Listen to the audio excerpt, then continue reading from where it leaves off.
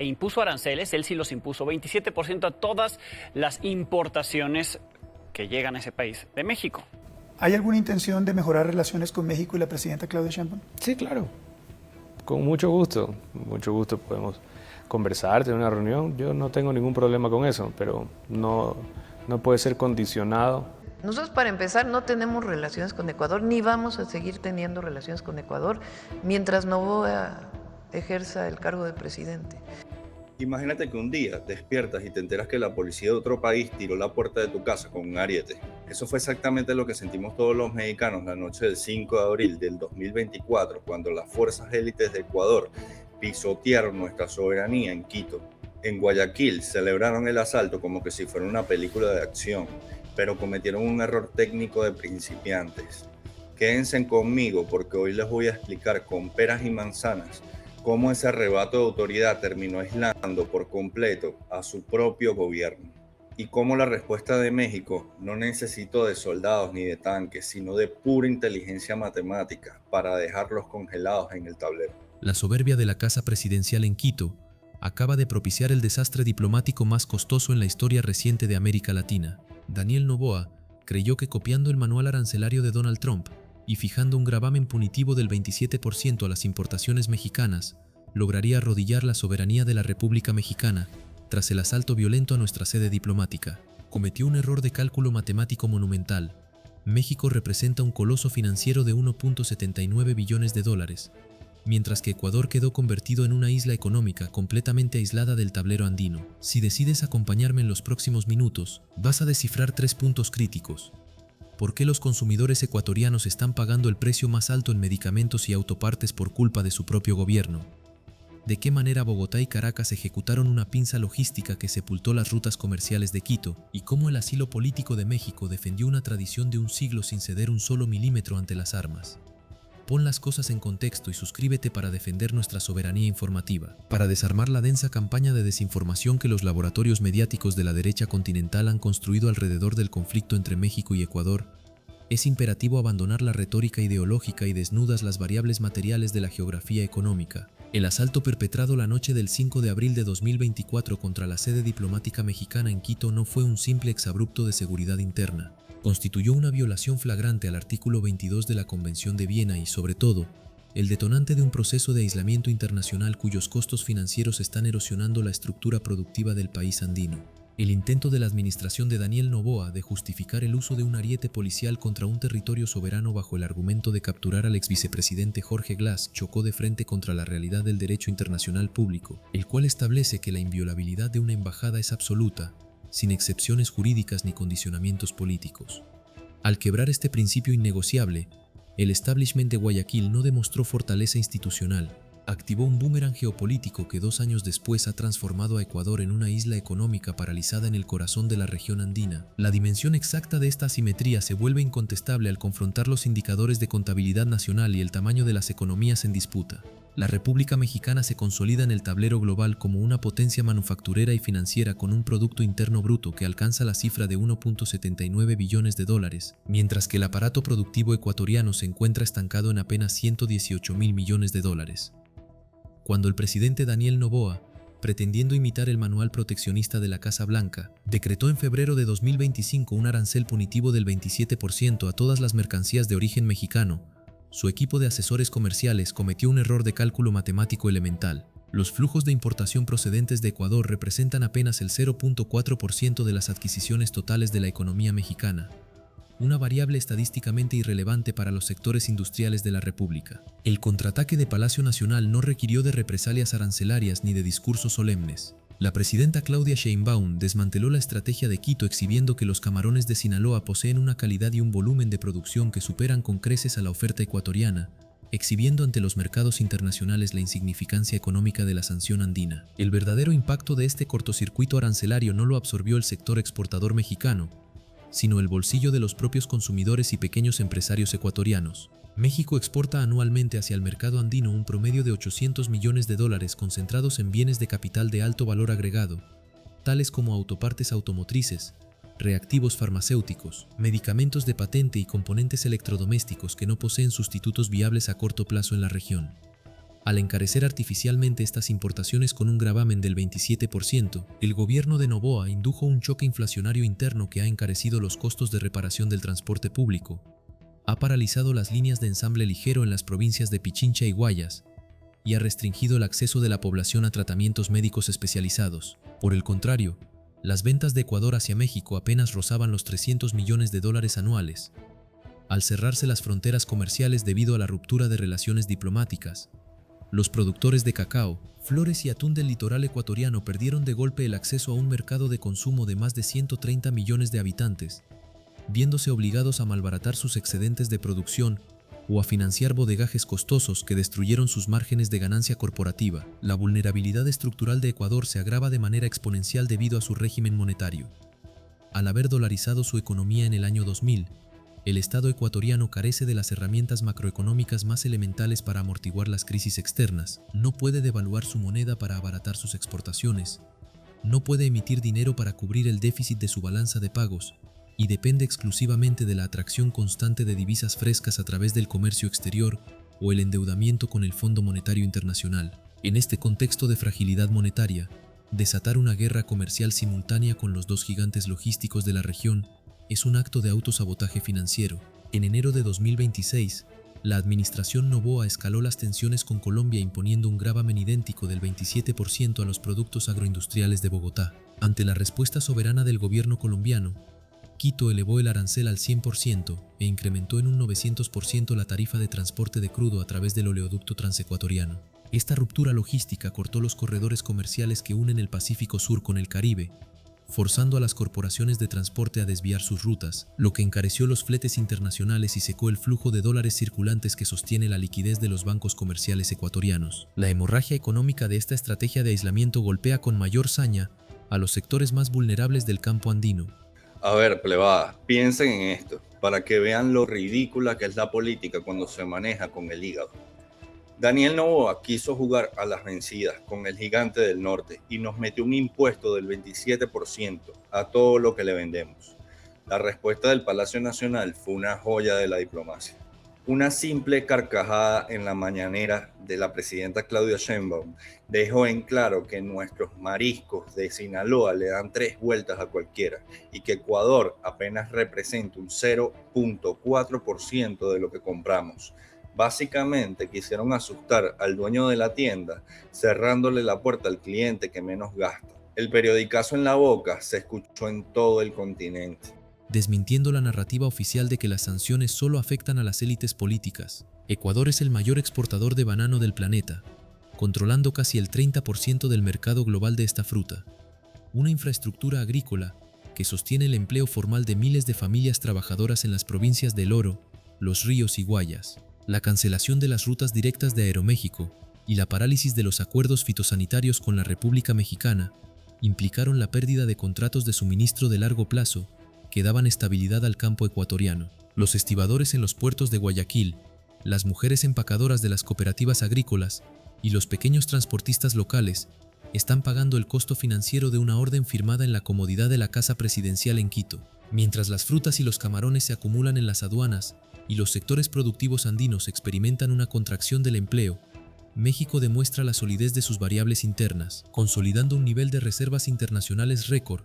y una estabilidad cambiaria que confirma que la dignidad diplomática y el respeto estricto a la tradición del asilo político son los pilares fundamentales sobre los cuales se edifica el crecimiento de una potencia soberana. El colapso de la diplomacia presidencial de Daniel Noboa no solo ha dejado a Ecuador sin margen de maniobra en los tribunales internacionales de La Haya, sino que ha desatado una crisis de confianza sistémica entre los tenedores de bonos de la deuda soberana ecuatoriana en Wall Street. Las agencias calificadoras de riesgo global han comenzado a ajustar a la baja la perspectiva crediticia del país andino, argumentando que un Estado que rompe de manera unilateral las reglas básicas de la Convención de Viena y que se aísla comercialmente de sus principales socios regionales como México y Colombia, carece de la estabilidad institucional mínima para garantizar el pago de sus obligaciones financieras a mediano plazo. Las tasas de interés para el refinanciamiento de la deuda externa ecuatoriana se han disparado, encareciendo el costo del dinero para el propio Banco Central de Ecuador, y secando las líneas de crédito internacional que el Palacio de Carondelet necesita con urgencia para sostener el gasto público en infraestructura de seguridad y salud. Esta asfixia financiera se complementa de manera perfecta con la pinza aduanera y logística que se ejecuta de forma orgánica en los puertos de enlace del Pacífico. Al no contar con el respaldo de los acuerdos fitosanitarios de la Alianza del Pacífico, las exportaciones de camarón ecuatoriano, que compiten directamente con la industria acuícola de Sinaloa y Sonora, han perdido competitividad en los mercados asiáticos debido al incremento de los fletes navieros provocado por la parálisis de los corredores intermodales andinos. Las navieras transnacionales prefieren optimizar sus rutas desembarcando mercancías en las terminales automatizadas de Lázaro Cárdenas o Manzanillo en México, o en los puertos modernizados de Colombia, en lugar de arriesgar sus contenedores en puertos ecuatorianos que operan bajo regímenes regulatorios inestables y aranceles punitivos impuestos por decretos presidenciales de emergencia. La economía real ha dictado su veredicto. No se puede sostener una moneda de reserva global como el dólar dentro de un territorio que destruye sus propios puentes comerciales. Mientras tanto, la República Mexicana consolida su posición de fuerza macroeconómica en toda la región. La resiliencia del peso mexicano y el flujo histórico de inversión extranjera directa, que superó los 23.000 millones de dólares en el primer trimestre, demuestran al sistema financiero global que el respeto estricto al derecho internacional y la defensa de la soberanía nacional no son obstáculos para el desarrollo económico, sino las garantías que exigen los grandes fondos de inversión para anclar sus capitales a largo plazo. Palacio Nacional ha demostrado que el poder de una nación moderna no se mide por la impulsividad de sus fuerzas policiales ni por el uso de arietes en la clandestinidad de la noche, sino por la solidez de sus variables económicas, el tamaño de su mercado interno y la capacidad de su diplomacia para aislar matemáticamente a los agresores de su bandera sin necesidad de disparar una sola bala ni emitir declaraciones de guerra comercial vacías. La parálisis del aparato productivo ecuatoriano ha comenzado a manifestarse con crudeza en los balances de empleo del sector agroindustrial de las provincias del litoral. Al perder el acceso preferencial al mercado mexicano, los consorcios exportadores de Guayas y el oro se han visto obligados a redireccionar sus excedentes de banano y cacao hacia los mercados de Europa del Este y Asia Central, aceptando contratos con márgenes de ganancia sumamente deprimidos y plazos de pago que asfixian la liquidez de los pequeños productores. El encarecimiento de los fletes marítimos, sumado a la imposibilidad de utilizar las rutas logísticas consolidadas que conectaban directamente con los puertos del Golfo de México, ha destruido la rentabilidad de las cooperativas agrícolas medianas, provocando una ola de despidos masivos en las plantas empacadoras y reduciendo drásticamente el ingreso de las familias que dependen de la canasta comercial agroexportadora. Esta crisis en el sector real de la economía ha detonado una presión insostenible sobre el sistema bancario privado de Ecuador. En una economía dolarizada, las instituciones financieras locales dependen exclusivamente de los dólares que ingresan por concepto de exportaciones para mantener los niveles de encaje legal y sostener el otorgamiento de créditos de consumo e inversión. Al contraerse los ingresos por ventas externas y encarecerse las importaciones de insumos industriales de origen mexicano mediante el gravamen del 27%, la velocidad de circulación del dinero dentro del territorio ecuatoriano se ha desacelerado de forma crítica. Las micro, pequeñas y medianas empresas de Quito y Guayaquil enfrentan un endurecimiento en las condiciones de financiamiento doméstico, un fenómeno de contracción del crédito que frena la apertura de nuevos negocios, eleva las tasas de morosidad en el pago de carteras comerciales y empuja a la economía andina hacia una fase de estancamiento estructural que el Fondo Monetario Internacional ya no puede mitigar con créditos condicionados. Por el contrario, el entramado corporativo de la República Mexicana ha absorbido la ruptura de relaciones comerciales sin registrar la más mínima alteración en sus proyecciones de crecimiento. Las cadenas de proveeduría mexicanas que exportaban componentes automotrices y farmacéuticos hacia Ecuador han relocalizado rápidamente esos volúmenes de producción dentro de la expansión de la demanda interna generada por los polos de bienestar del Plan México y los nuevos contratos de exportación firmados bajo el amparo del Acuerdo Global Modernizado con la Unión Europea. La capacidad del mercado nacional para digerir la pérdida de un circuito comercial periférico, como el de Quito, demuestra que la diversificación estratégica y el fortalecimiento de la soberanía económica, implementados por el gobierno de Claudia Sheinbaum, constituyen un escudo macroeconómico inexpugnable, capaz de neutralizar las provocaciones arancelarias del exterior mediante la fuerza incontestable de un mercado interno robusto y finanzas públicas sanas. El aislamiento geoestratégico de Ecuador se ha profundizado en el terreno de la seguridad regional y la cooperación en inteligencia criminal, un flanco crítico que el Palacio de Carondelet desmanteló al romper los puentes de comunicación con la Fiscalía General de la República y las agencias de seguridad del Estado mexicano. Las redes del crimen transnacional y el narcotráfico que operan en los puertos de Manta y Guayaquil no respetan las fronteras diplomáticas ni los decretos presidenciales de emergencia. Por el contrario, aprovechan los vacíos informativos derivados de la ruptura de relaciones para consolidar sus rutas logísticas hacia el norte del continente. Al clausurar los agregados militares y las mesas de intercambio de información judicial con México, la administración de Daniel Noboa privó a sus propios cuerpos policíacos de los datos en tiempo real necesarios para interceptar los flujos financieros y los cargamentos ilícitos antes de que abandonen las costas andinas, debilitando la soberanía territorial de Ecuador y entregando el control de sus terminales marítimas a las organizaciones delictivas que desestabilizan la paz social del país. Esta vulnerabilidad operativa choca de frente con la estrategia de blindaje fronterizo e inteligencia tecnológica que el gobierno de la presidenta Claudia Sheinbaum despliega en el Pacífico mexicano.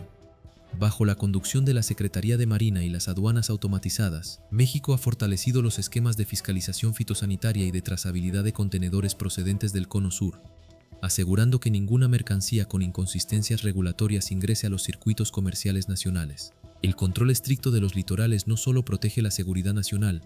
sino que funciona como un filtro económico que encarece los costos logísticos de las redes de contrabando que intentaban triangular productos a través de puertos intermediarios. México demuestra que la defensa de la legalidad internacional en los tribunales de La Haya se acompaña de un ejercicio de autoridad real en sus aduanas, consolidando un entorno de certidumbre jurídica que los grandes consorcios navieros globales premian, concentrando sus operaciones en los puertos soberanos de la República Mexicana. El costo de oportunidad político para la administración ecuatoriana se vuelve definitivo al constatar la pérdida absoluta de interlocución en los foros multilaterales donde se debate el futuro de la arquitectura financiera y comercial de América Latina. Ecuador ha quedado marginado de los comités de decisión del Banco de Desarrollo de América Latina, CAF,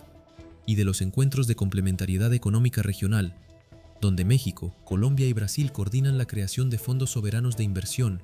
y el desarrollo de proyectos de infraestructura energética transfronteriza. Aquí es donde se les rompe la matriz a los defensores de las sanciones de papel.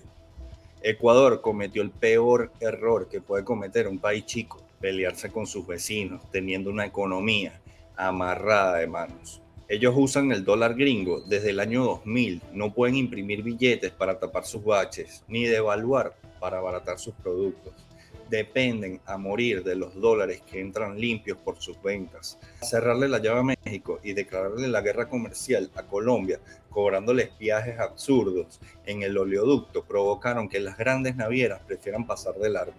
Dejaron a sus propios comercios locales sin cambio en la caja y con una sequía de billetes que ya nadie puede parar. Mientras la región avanza hacia la consolidación de un bloque de negociación unificado frente a las potencias de Occidente, el establishment de Quito permanece atrapado en una retórica de confrontación estéril que no genera dividendos económicos, ni soluciona la crisis eléctrica y de infraestructura que padece su población civil, confirmando que la impulsividad diplomática es la ruta más rápida hacia la irrelevancia geopolítica en el siglo XXI. El cortocircuito geoestratégico desatado por la administración de Daniel Noboa ha dejado una lección contundente en el tablero internacional.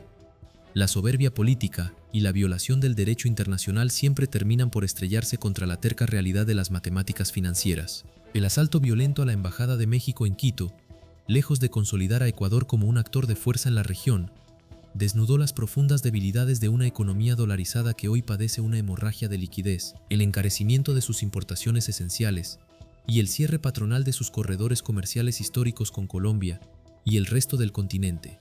Las consecuencias de usar un ariete policial contra una bandera soberana no se quedaron en la retórica de los cancilleres. Se tradujeron en pérdidas millonarias para los agricultores y empacadores del litoral andino, quienes hoy pagan la factura de un aislamiento diplomático que los dejó sin acceso a uno de los mercados de consumo más grandes del planeta. Por su parte, la República Mexicana ha cerrado este capítulo de confrontación comercial con una demostración absoluta de resiliencia y madurez macroeconómica. Sin necesidad de caer en provocaciones arancelarias ni de sacrificar sus principios, el gobierno de Claudia Sheinbaum demostró que la dignidad nacional y la solidez económica corren por la misma vía. Al mantener la demanda firme ante la Corte Internacional de Justicia de La Haya y asimilar el impacto de la ruptura comercial sin registrar la menor alteración en sus variables internas, México ratificó su posición como el coloso manufacturero industrial de Norteamérica, confirmando que las reglas del derecho global no son opcionales y que la soberanía de nuestra patria no se negocia bajo el chantaje de los decretos extranjeros. La parálisis de los mecanismos de arbitraje e integración regional no solo ha dejado al descubierto la orfandad jurídica de la administración de Daniel Noboa, sino que ha comenzado a fracturar los cimientos de la infraestructura energética interna de Ecuador, un flanco que depende críticamente de la asistencia técnica y los suministros industriales del exterior. Al clausurar de manera unilateral los canales de entendimiento con México y arrastrar a Colombia a una confrontación arancelaria del 100%, el Palacio de Carondelet anuló los contratos de mantenimiento preventivo y de transferencia de tecnología que las corporaciones de ingeniería mexicanas ejecutaban en las centrales hidroeléctricas y los complejos de refinación del país andino. Sin la proveeduría oportuna de fluidos dieléctricos, turbinas de alta presión y software de control automatizado de manufactura mexicana, el sistema eléctrico ecuatoriano ha ingresado a un ciclo de fallas estructurales recurrentes, forzando a las industrias de Pichincha y Guayas a operar con racionamientos energéticos que paralizan las líneas de producción y encarecen los costos operativos de las manufacturas locales en un entorno ya de por sí asfixiado por la dolarización. Este colapso en el suministro de energía interna actúa como un catalizador que acelera el proceso de descapitalización de las corporaciones privadas medianas dentro de Ecuador. Las empresas textiles, alimentarias y de empaque ligero, al verse privadas de energía eléctrica constante y enfrentar un incremento del 27% en las refacciones mecánicas de origen mexicano, han perdido la capacidad de sostener sus inventarios operativos a precios competitivos dentro del mercado andino. Dado que la moneda corriente es el dólar y el Estado carece de la facultad constitucional para depreciar el tipo de cambio y licuar los costos de producción domésticos, el sector privado ecuatoriano se encuentra atrapado en una pinza de estanflación estructural. Las quiebras técnicas de pequeñas factorías y el cierre de unidades comerciales minoristas se han multiplicado en las principales zonas urbanas, alimentando una tasa de subempleo que erosiona el consumo interno y reduce la base de recaudación fiscal del Servicio de Rentas Internas, limitando aún más el margen presupuestal del gobierno para mitigar los efectos del aislamiento internacional. Por el contrario, la arquitectura macroeconómica de la República Mexicana opera como un sistema de vasos comunicantes de alta resiliencia, donde la suspensión de las operaciones comerciales con el mercado de Quito ha sido absorbida de manera inmediata por la vertiginosa expansión del corredor logístico del Istmo de Tehuantepec y los polos de desarrollo automotriz del Bajío. Las fundidoras de acero, los laboratorios farmacéuticos y los consorcios de electrónica ligera que antes colocaban $800 millones anuales en Ecuador, han redirigido la totalidad de sus excedentes hacia el mercado de consumo norteamericano, aprovechando la consolidación de México como el principal socio comercial de los Estados Unidos. Hay algo que me da un coraje tremendo y que ningún medio tradicional te va a contar de frente. Vive de lo que siembra su gente. Son los reyes del plátano a nivel mundial. Detrás de esos barcos llenos de fruta hay miles de familias, jornaleros y cargadores que se parten el lomo desde las 4 de la mañana en las huertas del oro. Esos campesinos no planearon ningún asalto, ellos no mandaron policías a golpear diplomáticos, pero hoy son los primeros que se quedaron con la caja pudriéndose en los muelles porque le cerraron los contratos con México. Mientras los políticos toman la foto, el pescador y el ejidatario andino son los que se quedaron sin el sustento para llevar comida a sus mesas. Y la llegada masiva de capitales transatlánticos por el fenómeno del nearshoring, la robustez de las reservas internacionales del Banco de México y la disciplina fiscal mantenida por el gobierno de Claudia Sheinbaum garantizan que la economía nacional no solo permanezca inmune ante las sanciones burocráticas de los gobiernos periféricos, sino que consolide su posición como el polo de atracción de capital productivo más predecible y seguro de todo el hemisferio occidental. La invulnerabilidad de la balanza comercial mexicana se complementa de forma estratégica con la maduración de los esquemas de financiamiento público para el sector agrícola y pesquero nacional, implementados para sustituir definitivamente cualquier dependencia de los mercados del Cono Sur. Mientras las cooperativas acuícolas de camarón en Guayaquil acumulan toneladas de producto en los contenedores de los puertos andinos debido al bloqueo indirecto de sus rutas hacia el norte, los productores pesqueros de Sinaloa, Sonora y Baja California reciben inyecciones de capital del Banco del Bienestar y apoyos de tecnificación que elevan la productividad de las granjas de cultivo nacionales. Esta sustitución de importaciones asegura que el mercado de frescos en la Ciudad de México, Monterrey y Guadalajara se abastezca con mercancías 100% soberanas, cancelando de forma definitiva el poder de negociación de los consorcios exportadores ecuatorianos y demostrando al sistema financiero global que el gigante agroindustrial de América del Norte posee la capacidad material para dictar las condiciones de suministro y los estándares de precios en toda la cuenca del Pacífico. El análisis forense de los flujos de inversión extranjera directa hacia la región andina confirma que el costo reputacional derivado del uso de un ariete policial contra una misión diplomática ha congelado las negociaciones de riesgo compartido en el sector petrolero de Ecuador. Los grandes fondos de inversión de Wall Street y las corporaciones petroleras de Houston observan con alarma que la administración de Daniel Noboa carece de la madurez institucional indispensable para garantizar la seguridad jurídica de los contratos de largo plazo, optando por desviar sus carteras de inversión hacia los complejos de extracción transfronterizos de Colombia y las cuencas de aguas profundas de México. La petrolera estatal Petroecuador, privada de los socios internacionales de alta tecnología necesarios para reactivar la producción en los campos maduros de la Amazonía,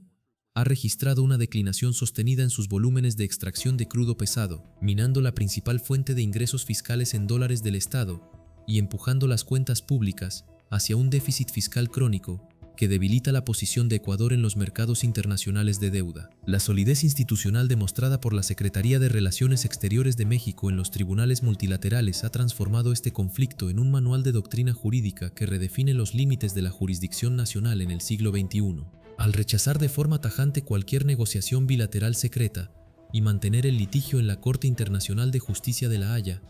México no solo busca la restitución del honor de su cuerpo diplomático herido la noche del 5 de abril, está blindando el principio de extraterritorialidad que protege a todas las embajadas del planeta frente a los excesos totalitarios de los gobiernos de corte militarista. La firmeza diplomática de Palacio Nacional ha forzado a los organismos de la Organización de los Estados Americanos y de la Organización de las Naciones Unidas a ratificar de manera unánime la condena contra el establishment de Quito, consolidando un cerco normativo internacional que priva a Daniel Noboa del reconocimiento exterior y reduce su capacidad para suscribir tratados bilaterales de asistencia crediticia con las naciones del sur global. El fracaso de la estrategia arancelaria punitiva del 27% como mecanismo de chantaje diplomático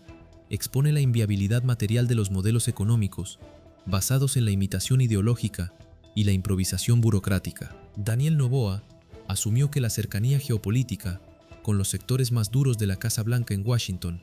le otorgaría la impunidad necesaria para violar los tratados internacionales de Viena, sin sufrir consecuencias económicas directas. Sin embargo, las matemáticas financieras de la globalización corporativa operan bajo la lógica implacable del tamaño de los mercados. Una economía de 1.79 billones de dólares como la de México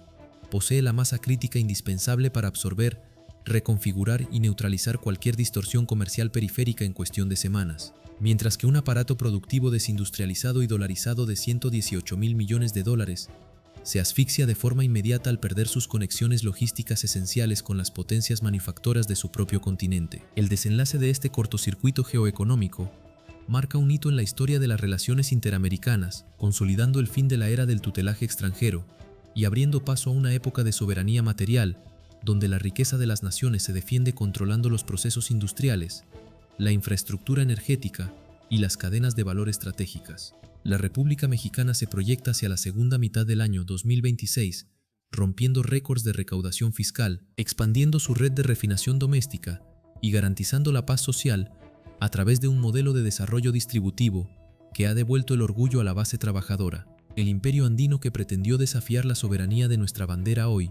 yace paralizado, aislado en su geografía económica y pagando el precio histórico de haber olvidado que la dignidad de México no se arrodilla ante las armas ni se inmuta ante los decretos arancelarios de papel.